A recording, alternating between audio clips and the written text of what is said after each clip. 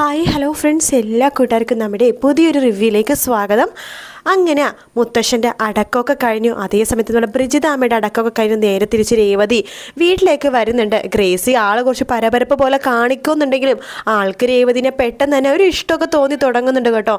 അങ്ങനെ രേവതി അടുത്ത് പറയണ്ടേ, ഇന്ന് നീ പണിയൊന്നും എടുക്കണ്ട, നീ പോയി റെസ്റ്റ് എടുത്തെന്ന് പറയുമ്പോൾ വേണ്ട, ഞാൻ ഇതൊക്കെ കഴുകി വെച്ചിട്ട് പോയിക്കോളുന്ന രേവതി പറയുന്നുണ്ടെങ്കിൽ വേണ്ട, നീ പൊയ്ക്കോ എന്ന് പറഞ്ഞിട്ട് രേവതിയിട്ട് പോയി കിടന്ന് ഉറങ്ങാൻ പറയാണ്. രേവതി ഉറങ്ങാൻ കിടക്കുന്ന സമയത്ത് ബ്രിജിതാമ്മയുടെ ഫോട്ടോ നോക്കി കരഞ്ഞുകൊണ്ടിരിക്കുക കേട്ടോ. ഗ്രേസി വരുന്നുണ്ട്. ശേഷം രേവതി എടുത്ത് ഇങ്ങനെ നീ ഉറങ്ങിയില്ലേ എന്ന് ചോദിക്കുകയാണ്. രേവതി പെട്ടെന്ന് കണ്ണ് തുടക്കുമ്പോഴേക്കും നിൻ്റെ കയ്യിൽ എന്താ അത് കാണിച്ചേ എന്ന് പറയുമ്പോൾ ബ്രിജിതാമ്മയുടെ ഫോട്ടോ കേട്ടോ.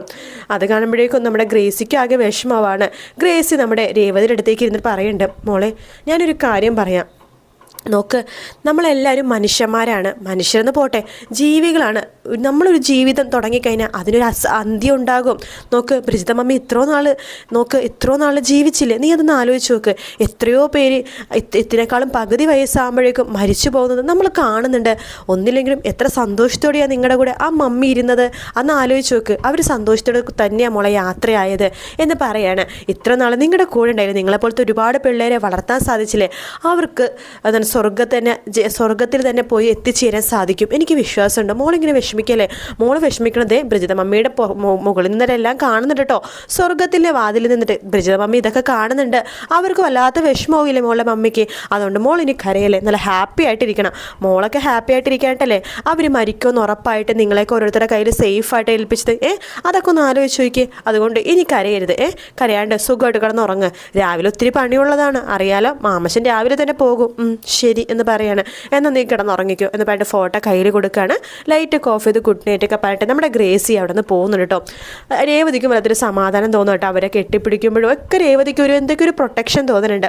രേവതിയും സുഖമായിട്ട് കിടന്നുറങ്ങാണ്. മാമച്ചൻ ചോദിക്കണ്ടേ, എന്താ അവൾ ഉറങ്ങിയോ? ഭയങ്കര വിഷമമായി പോയി. ഇത്രയും നാൾ കൂടെ ഉണ്ടൊരു ആളല്ലേ, പെട്ടെന്ന് മരിച്ചു എന്നൊക്കെ കേട്ടപ്പോൾ വിഷമമായിട്ടുണ്ടാവും. സാരില്ല, കുറച്ച് നാൾ ആ വിഷമം ഉണ്ടാകും. നീ ഒരു കാര്യം ചെയ്യണം, അവൾ ഒരുപാട് ഒറ്റപ്പെടുത്തുമെന്ന് അരുത്. അവളൊരു ചെറിയ പെൺകുട്ടിയല്ലേ, എനിക്ക് തോന്നുന്നത് അവളൊരു പാവം പെൺകുട്ടിയാണെന്നാണ് തോന്നുന്നത്. അത് ശരിയാ, പക്ഷെ നമ്മളടുത്ത് തലയെ വെക്കരുത്. തലയെ വെച്ച് കഴിഞ്ഞാൽ ഇപ്പം നമ്മുടെ തലേന്ന് അവൾ ഡാൻസ് കളിക്കും എന്നൊക്കെ പറയാണ്. അതൊക്കെ ശരി തന്നെയാണ്, ഒരു അകലം പാലിക്കണം എന്തായാലും. പക്ഷെ ഒരുപാട് അവളെ അവോയ്ഡ് ചെയ്യരുത് എന്നൊക്കെ മാമച്ചൻ പറയാണ്. അതെനിക്ക് പിന്നെ അറിയില്ല മാമച്ച എന്ന് ഗ്രേസി അമ്മയും പറയുന്നുണ്ട്. അതേസമയം രേവതി ഓർഫനേജിൽ ഒറ്റയ്ക്ക് ഇരിക്കുക കേട്ടോ. സിസ്റ്റർ വരുന്നുണ്ട്. രേവതി അല്ല, അലീന കേട്ടോ.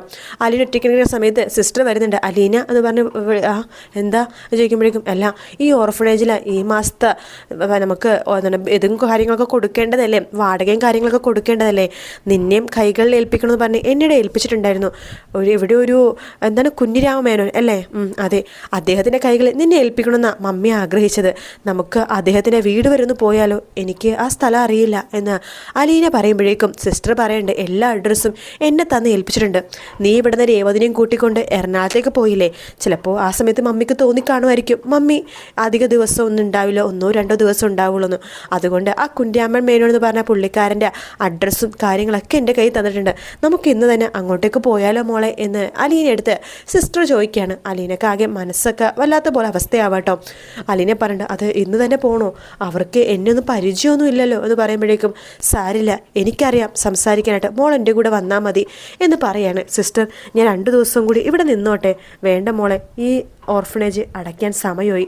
മോളെയും ആ കൈകളിൽ ഏൽപ്പിച്ചാൽ മാത്രമേ ബ്രിജിത മമ്മിക്ക് ഒരു സമാധാനം ആവുള്ളൂ. ബ്രിജിത മമ്മി എല്ലാം കാണുന്നുണ്ട്, മോളുടെ കൂടെ ഇവിടുത്തെ എല്ലാ അന്തേവാസികളുടെ കൂടെ മമ്മിയുടെ ആത്മാവുണ്ട്.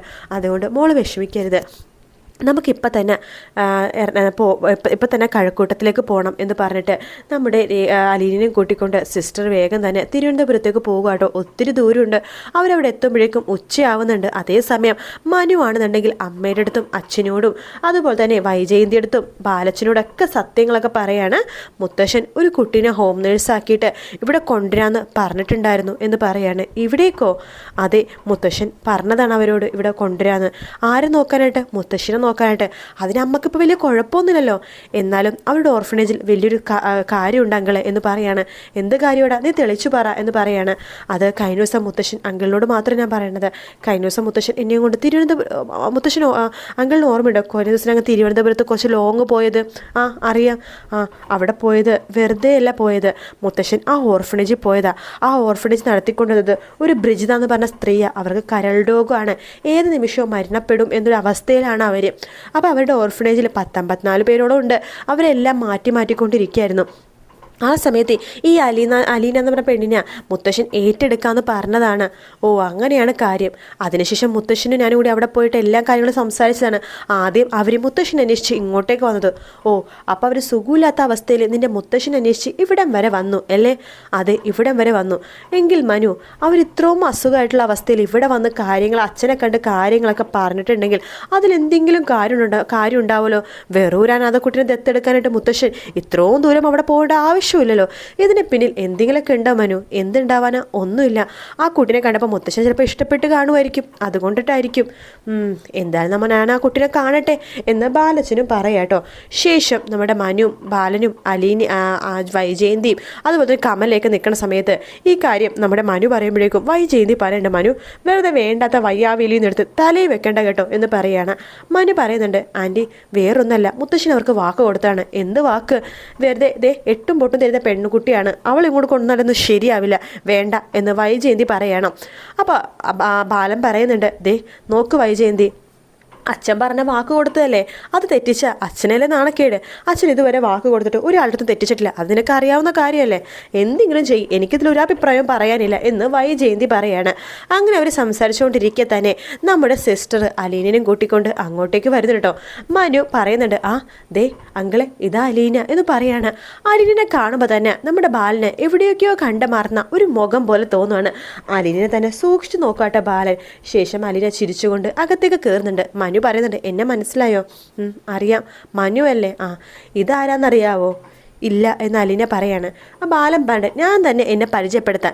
ഇവിടുത്തെ മുത്തശ്ശനുണ്ടല്ലോ, നിങ്ങളുടെ ഓർഫനേജ് വന്നതില്ലേ, കുഞ്ഞാമ്മ മേനോൻ, ആ മുത്തശ്ശന് ഒരേ ഒരു മകളുണ്ട്.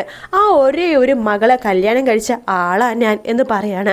അത് കേൾക്കുന്നതും നമ്മുടെ അലീനൊന്ന് ഞെട്ടാണ്. വേറൊന്നല്ല, തൻ്റെ അമ്മയുടെ ഭർത്താവ്, അതാണല്ലോ, അതായത് തൻ്റെ രണ്ടാനച്ഛൻ എന്നാണല്ലോ അതിനർത്ഥം. ആ രീതിയിൽ നമ്മുടെ അലീനൊന്ന് ശരിക്കും ഇങ്ങനെ നോക്കുവാട്ടോ. എന്താ മോളെ നീ എന്നെ ഇങ്ങനെ നോക്കണത്? നിനക്ക് എന്നെ എവിടെയെങ്കിലും കണ്ട പരിചയമുണ്ടോ? ഇല്ല എന്ന് പറയാണ്. മുത്തശ്ശൻ നിന്നെക്കുറിച്ചുള്ള കാര്യങ്ങളൊക്കെ മനുവിനോട് പറഞ്ഞു. ഇവിടെ എല്ലാവർക്കും ചെറിയൊരു അഭിപ്രായ വ്യത്യാസമുണ്ട്. നീ അത് കാര്യത്തിലെടുക്കണ്ട. അച്ഛൻ്റെ വാക്ക് അത് പാലിക്കാനേ ഞങ്ങൾ നോക്കുള്ളൂ. അതുകൊണ്ട് നിനക്കിവിടെ ഹോം നേഴ്സായിട്ട് തുടരാം. അത് മുത്തശ്ശിയുടെ കൈ ശരിയായി കഴിഞ്ഞാൽ നിനക്ക് ഏതെങ്കിലും ജോലി ഞങ്ങൾ റെഡിയാക്കി തരാം. എന്താ അത് പോരെ? മതി എന്ന് അലീന പറയാണ്. അപ്പം അങ്ങനത്തെ കുറച്ച് ഭാഗങ്ങളാട്ടോ നമ്മൾ ഇന്നത്തെ എപ്പിസോഡിൽ കാണാൻ പോണത്. ഇന്നത്തെ എപ്പിസോഡ് ഡിലേ തന്നെയാണ്. ഫസ്റ്റ് വീക്ക് അല്ലേ, അതുകൊണ്ട് ഡിലേ ആയിരിക്കുമല്ലോ. എന്തായാലും അടുത്ത ആഴ്ച മുഴുവൻ കറക്റ്റ് സമയത്ത് തന്നെ വരും കേട്ടോ. ഈ ആഴ്ച ഇതായത് ഇന്നും നാളെയും കൂടി ചിലപ്പോൾ ഡിലേ തന്നെ ആയിരിക്കും. ഇന്ന് ഇതുവരെ എപ്പിസോഡ് വന്നിട്ടില്ല കേട്ടോ. അപ്പോൾ അതായത് ഇപ്പോൾ പ്രൊമോ കാണിച്ചതിൻ്റെ റിവ്യൂ ആണ് ഞാനിപ്പോൾ പറഞ്ഞത്. വീഡിയോ ഇഷ്ടപ്പെടുകയാണെങ്കിൽ ലൈക്ക് ചെയ്യാനും സബ്സ്ക്രൈബ് ചെയ്യാനും കമൻറ്റ് ചെയ്യാനും മറക്കല്ലേ. മറ്റൊരു വീഡിയോ കാണാം friends. Take care. Bye bye.